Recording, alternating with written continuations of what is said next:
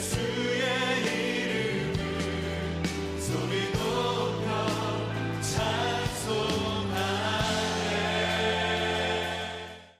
이렇게 우리가 사는 세상이 너무나 빠르게 변화되고 있습니다. 급변하고 있습니다.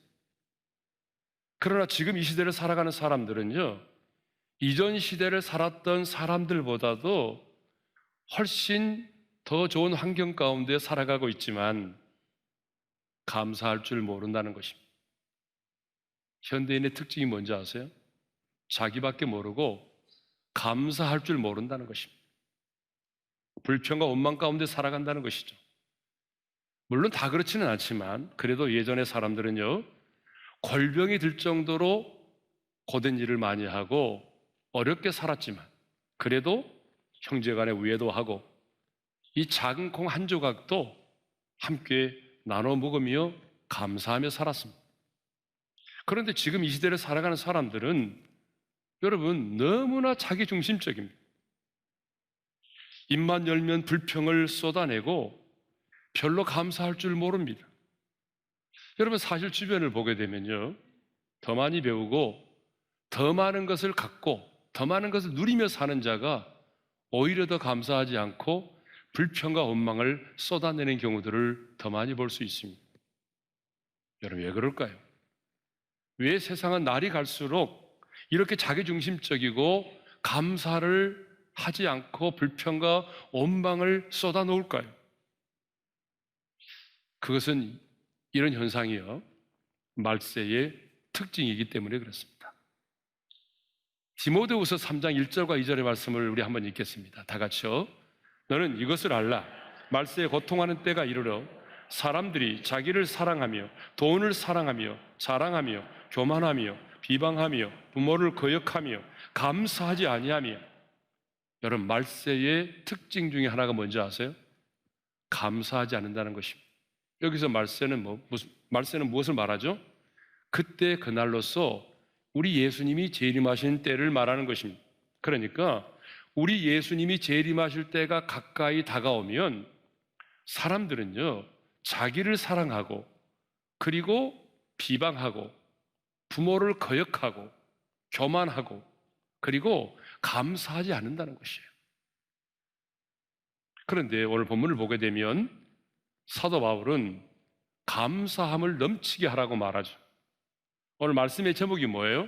감사함을 넘치게 하라입니다. 자, 우리 7절 하반절의 말씀을 함께 읽겠습니다. 다 같이요. 믿음에 굳게 서서 감사함을 넘치게 하라. 사도 바울이 지금 로마의 감옥에서 골로새 교회 성도들에게 편지를 쓰면서 하는 권면입니다. 믿음에 굳게 서서 감사함을 넘치게 하라. 여러분, 이 감사함을 넘치게 한다는 말의 언어적 의미가 뭐냐 그러면요, 강물이 이 제방에서 흘러서 넘치는 것을 의미합니다. 그러니까 감사함을 넘치게 하라는 말은 물이 철철 흘러 넘치듯이 감사를 풍성하게 하라는 말이에요. 그렇습니다, 여러분. 감사가 차고 넘치면 흘러 넘칠 수밖에 없어요. 아니, 감사가 흘러 넘치는 사람은요, 절대로 숨겨질 수가 없습니다. 감사가 흘러 넘치는 사람은요, 입만 열면 감사가 튀어나오죠. 감사가 차고 넘치는 사람은요, 그 감사가 우리 행동에 배어서 나옵니다. 그러니까 감사가 넘쳐나는 사람은요, 예배를 드릴 때도 확실히 다릅니다. 골로새서 3장 16절의 말씀처럼 마음의 감사함으로 하나님께 찬양을 드리고요, 하나님의 말씀이 선포되면 아멘으로 감사함으로 하나님의 말씀을 받습니다. 감사가 넘치는 사람은 기도를 드릴 때도 무언가를 달라는 기도보다는 바울처럼 아무것도 염려하지 않고 오직 감사함으로 하나님께 아뢰입니다. 아무튼 감사가 우리 안에 차고 넘치는 사람은 입만 열면 감사가 나온다는 거예요. 감사는 숨겨질 수가 없는 것입니다. 성경을 보게 되면 요나는요, 설과 같은 물고기 뱃속에 있으면서도 감사했어요. 스데반은 돌에 맞아 죽으면서도 감사했어요. 다니엘은 자신을 미워하고 죽이려고 하는 사람들이 자신을 죽이려 한다는, 모함에서 자신을 죽이려 한다는 사실을 알면서도 전에 하던 대로 하나님 앞에 예루살렘을 바라보면서 하루에 3번씩 무릎 꿇어 기도하며 그의 하나님께 감사의 기도를 드렸습니다. 초대교회 성도들은요, 사자굴 속에 던져졌지만 감사의 기도를 드렸어요. 우리의 믿음의 선배들은 일제시대 때 신사참배를 거절로 인해서 순교를 당하면서도 감사의 기도를 드렸어요. 손양한 목사님은요, 2 아들 동인이와 동신이가 순교를 당했을 때에 나 같은 이 죄인의 혈통에서 순교의 자녀들이 나오게 해 주셨음을 감사하면서 무려 10가지 감사의 기도를 드렸습니다. 그러면 누가 감사하는 삶을 살 수 있을까요? 누가 감사함을 넘치게 하는 이런 삶을 살 수 있을까요? 자, 7절 하반절의 말씀을 우리 읽겠습니다. 다 같이요. 믿음에 굳게 서서 감사함을 넘치게 하라. 여러분, 이 말씀을 보게 되면요, 감사는 아무나 하는 게 아닙니다. 믿음에 굳게 선 자만이 여러분 감사가 넘치는 삶을 살 수 있습니다. 이것을 보면요, 감사는 어떤 상황과 환경과 조건의 문제가 아닙니다. 감사는요, 결국은 내 마음의 문제이며 감사는 믿음의 문제입니다. 감사는 아무나 하는 게 아닙니다. 믿음에 굳게 선 자만이 감사가 넘치는 삶을 살 수 있습니다. 믿음에 굳게 서서 어떤 상황 속에서도 하나님을 신뢰하는 자만이 어떤 상황 속에서도 감사할 수가 있습니다.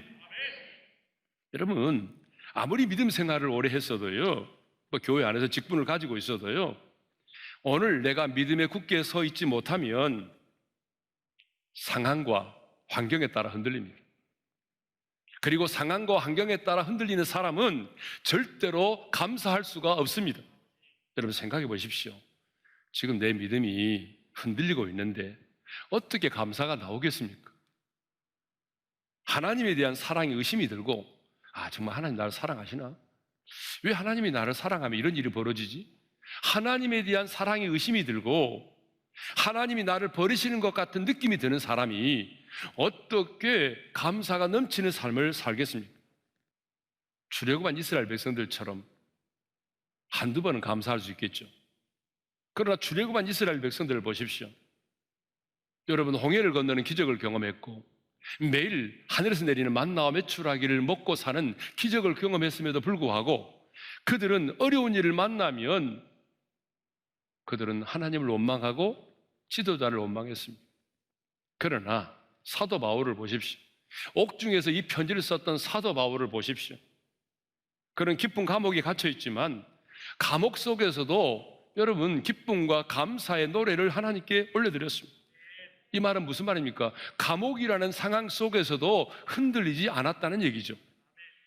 그렇습니다. 여러분, 믿음에 굳게 선 사람은 막 세상이 막 흔들리고 사람들은 주님을 떠나도 믿음에 굳게 서 있는 사람은 흔들리지 않습니다. 그러므로 여러분, 내 믿음이 어떤 믿음인지를 알려면 어려운 상황을 만났을 때 내가 어떻게 반응하는지를 보면은 내 믿음의 정도를 알 수 있습니다. 여러분, 평탄할 때 여러분의 믿음은 가짜입니다.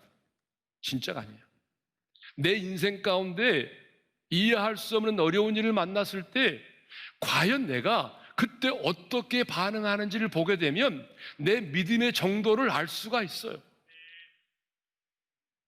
인생의 풍랑 앞에서 내 믿음이 송두리째 흔들리고 기도마저도 할 수가 없다고 한다면 여러분은 믿음에 굳게 선 자가 아닙니다.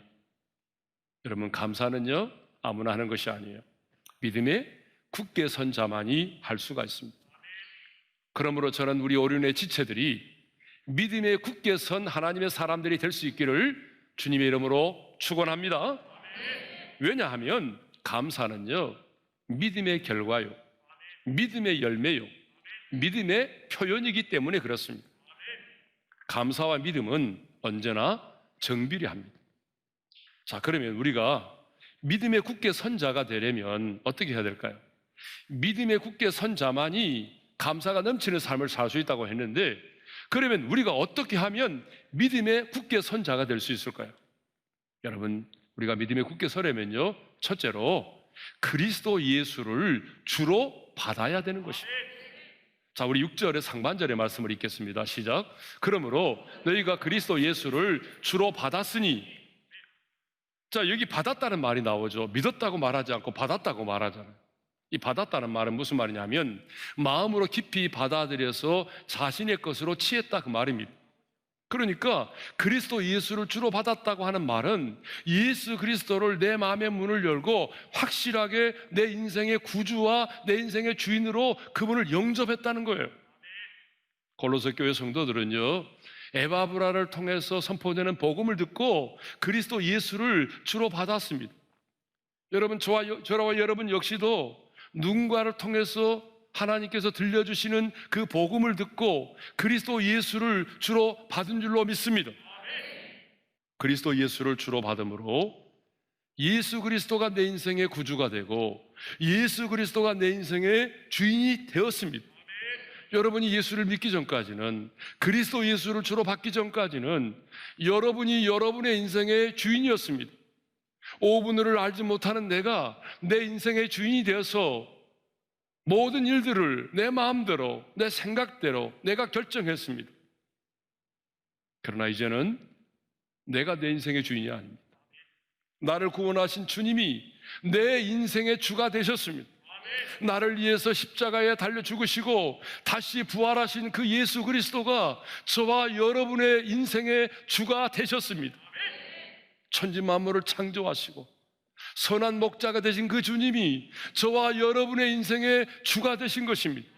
아니, 우리를 사랑하시되 여러분 죽도록 사랑하시고, 아니 끝까지 사랑하시는 그 주님이 저와 여러분의 인생의 주가 되셨습니다.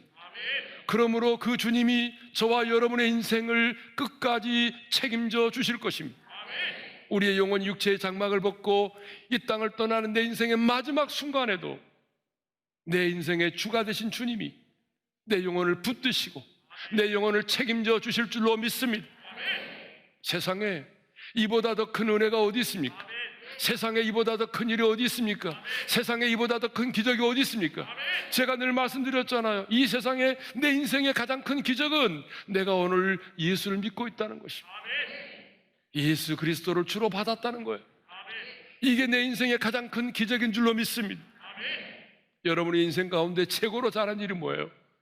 최고로 잘한 일은 지금의 아내, 남편을 만나는 일이기도 하지만 저도 얼마 전에 그렇게 말한 적이 있는데 생각해보니까 그게 아닌 것 같아요.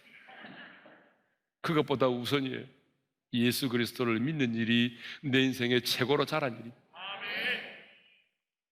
자, 믿음의 굳게 선 자가 되려면 가장 먼저 뭐 해야 되죠? 그리스도 예수를 주로 받아야 돼요. 그 다음 두 번째로는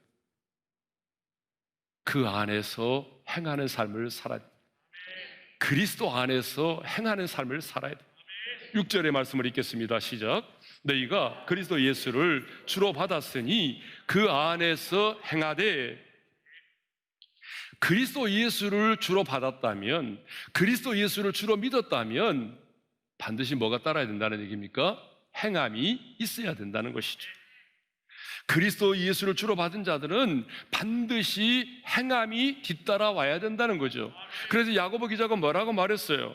행함이 없는 믿음은 그 자체가 뭐라고요? 죽은 것이라고 하지 않았습니까? 믿음과 행함은 별개가 아닙니다. 여러분, 동전의 양면과 같은 것이에요. 분리될 수가 없습니다. 그런데 이렇게 그리스도 예수를 주로 받은 자는 반드시 그 안에서 행하라고 그랬어요. 여기서 그는 누구죠? 예수 그리스도죠. 그러니까 예수 그리스도 안에서 행하라는 것이에요. 그러면 여러분, 예수 그리스도 안에서 행한다는 것은 무엇을 의미할까요? 그 안에서 행하라고 하는 말은 모든 일을 행함에 있어서, 어떤 일을 결정함에 있어서 예수 그리스도가 중심이 되는 것을 의미합니다.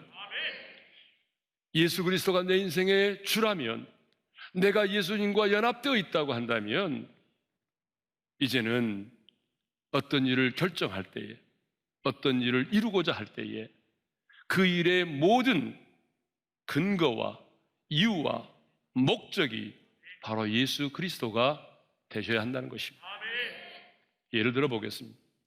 자, 골로새 3장 17절을 읽고 예를 듣겠습니다. 다 같이요, 시작. 무엇을 하든지 말에나 일에나 다 주 예수의 이름으로 하고 그를 힘입어 하나님 아버지께 감사하라. 무엇을 하든지 간에 말에나 일에나 주 예수의 이름으로 하라고 그랬잖아요. 자, 예를 들겠습니다. 내가 누군가를 돕는 선행을 하고 싶어요. 자, 선행을 할 때도 내가 그냥 선행을 하는 것이 아니고 예수의 이름으로 선행을 해야 된다는 것입니다. 나를 구원해 주신 그 구원의 은혜에 감격하는 마음으로 선행을 행해야 된다는 것입니다. 여러분, 그게 세상 사람들의 선행과 우리의 선행이 다른 것입니다. 내가 누군가를 용서할 때도, 용서한다고 할 때도 그래, 내가 용서하지 않으니까 마음이 불편하네, 찝찝하네, 그래서 마음이 불편해서 용서하는 것과 주님이 나 같은 죄인을 용서해 주셨기 때문에 나도 그 주님의 용서를 근거로 이 사람을 용서해야지, 그렇게 용서하는 것은 다르다는 거죠. 그러니까 우리가 누군가를 용서할 때도 찝찝하기 때문에 내가 용서하는 것이 아니라 주님이 나 같은 죄인을 용서해 주셨기 때문에, 그리고 그 주님이 나에게 용서를 하라고 명하셨기 때문에 내가 용서를 하는 것입니다. 여러분, 기도를 드릴 때도 세상 사람들은 자기가 원하는 것을 얻기 위해서 드리지만 우리는 하나님과 우리 사이에 가장 유일한 중보자이신 예수님의 이름으로 기도하는 것입니다.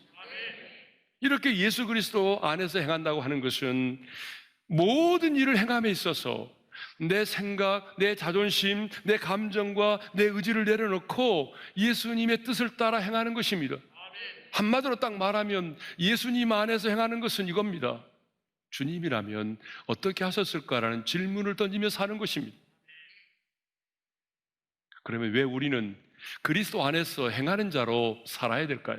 그리스도 예수 안에서 행하는 삶을 살아갈 때에 우리의 믿음이 뿌리를 내리고 세움을 받기 때문에 그렇습니다. 여러분, 7절 상반절의 말씀을 읽겠습니다. 다 같이요. 그 안에 뿌리를 박으며 세움을 받아. 여러분, 아무리 신앙생활을 10년, 20년, 50년 했고 또 성경적인 지식을 많이 가지고 있어도 예수님 안에서 행함이 없다면 우리 믿음은 자라지 않습니다. 우리의 믿음은 지식적으로 안다고 해서 자라는 것이 아닙니다. 예수 그리스도 안에서 행할 때에 그 행함을 통해서 우리의 믿음이 자라고 굳게 세워지는 줄로 믿습니다. 그래서 예수님께서 뭐라고 말씀하셨습니까? 누구든지 나의 이 말을 듣고 행하는 자는 그 집을 반석에 지은 지혜로운 사람과 같다라고 하셨잖아요. 믿음은 저절로 자라는 것이 아닙니다. 여러분, 우리가 은혜로 구원을 받았지만 이후에 우리 믿음이 성장하기 위해서는 내가 가만히 있으면 되는 게 아닙니다. 주님의 말씀을 듣고 순종할 때에, 행할 때에 내 믿음이 자라는 것입니다. 자, 그러면 왜 우리는 감사가 넘치는 삶을 살아야 할까요? 왜 하나님은 사도 바울을 통해서 우리에게 믿음에 굳게 서서 감사가 넘치는 삶을 살라고 그렇게 권면할까요? 저는 세 가지 이유 때문이라고 말씀드리고 싶습니다. 첫 번째 이유는 감사가 넘치면, 여러분 놀랍게도 감사만 넘치는 것이 아니라 하나님의 은혜가 함께 더욱 넘쳐나기 때문입니다. 하나님의 은혜가 넘쳐나면 하나님께 큰 영광을 돌리기 때문이죠. 이건 제 얘기가 아닙니다. 성경에 기록되어 있어요.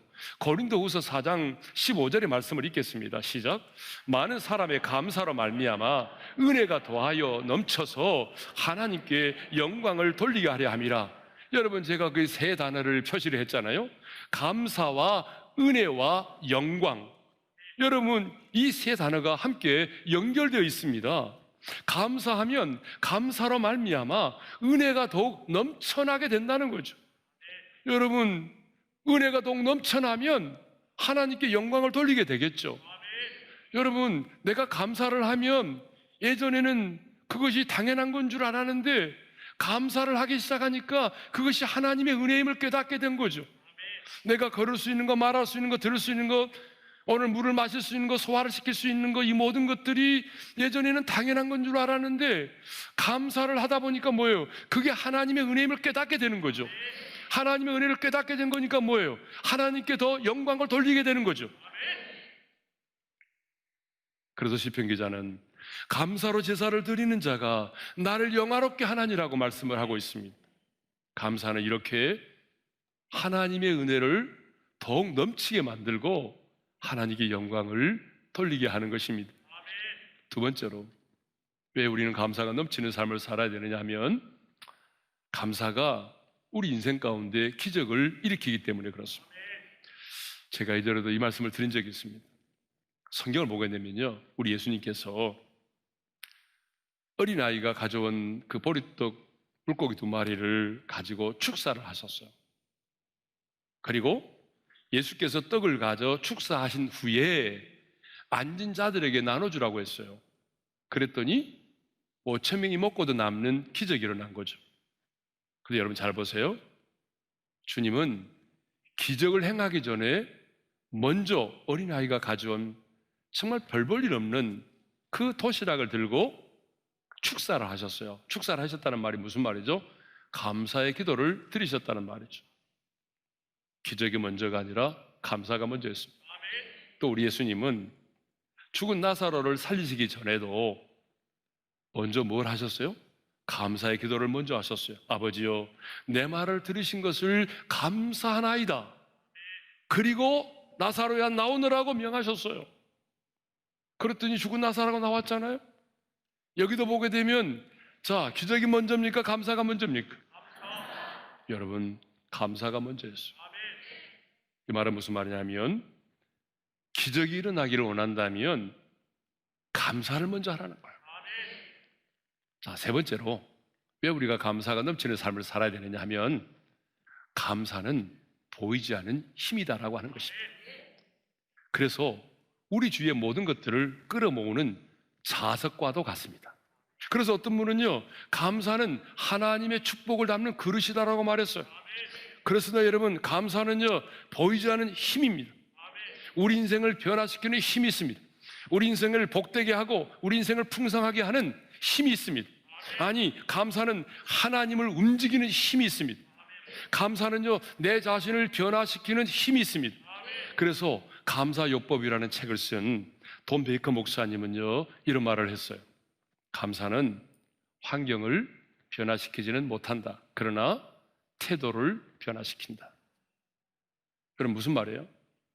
감사가 우리가 처해 있는 상황과 조건을 변화시키지는 못하지만 그러나 내 마음가짐을 바꾸게 만들고 나의 태도를 변화시키고 내 자신을 변화시킨다, 그런 얘기죠. 실제로 그렇습니다. 우리가 아무리 감사해도 뭐 감사한다고 그래서 뭐 갑자기 하늘에서 돈다발이 떨어지는 게 아니잖아요. 감사한다고 그래서 갑자기 가난한 사람이 부자가 되는 거 아니잖아요. 아무리 감사해도 장애를 가진 사람이 정상이 될 수는 없잖아요. 다리가 없는 사람인데 감사한다고 그래서 뭐 다리가 생겨납니까? 또 아무리 감사해도 여러분 죄송합니다만 얼굴이 좀 못생겨도 못생긴 사람이 갑자기 감사를 하니까 막 눈이 커지고 쌍꺼풀이 생기고 미남미녀가 됩니까? 아니잖아요. 그러나 감사하면 가난해도 부자 이상 행복한 삶을 살 수 있습니다. 감사를 드리면 장애가 있어도 정상인보다도 더 행복한 삶을 살 수 있습니다. 감사를 드리면 얼굴이 못생겨도 여러분 미남 미녀보다도 더 자존감을 가지고 당당하게 행복하게 인생을 살 수 있습니다. 사도 바울을 보십시오. 이 편지를 쓸 때 로마의 감옥에 있었거든요. 이미 나이도 60이 넘었어요. 게다가 몸에 지병도 있었고요.